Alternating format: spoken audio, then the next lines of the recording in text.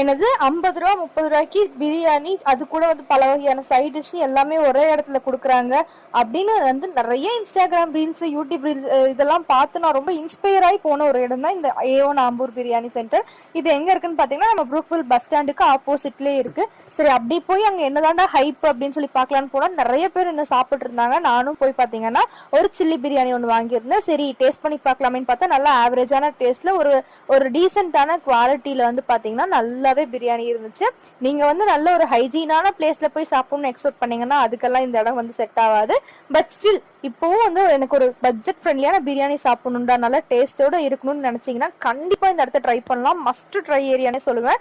ரொம்பவே வந்துட்டு ஒரு மாதிரி எல்லாத்தையும் வந்துட்டு ஒரு மாதிரி வார்ம் வெல்கம்ல வந்து அவங்க வந்து ஃபுட் எல்லாமே சர்வ் பண்ணிட்டு இருந்தாங்க. நான் பாத்தீங்கன்னா அது கூட வந்து ஒரு ஃபிஷ் ஃப்ரையும் வாங்கியிருந்தேன். என் தம்பி சுக்கா வாங்கி சாப்பிட்டு அப்படியே வீட்டுக்கு வந்துட்டோம். ஒரு நல்ல பிரியாணி ட்ரை பண்ணும் பட்ஜெட் குள்ளனா ட்ரை பண்ணி பாருங்க.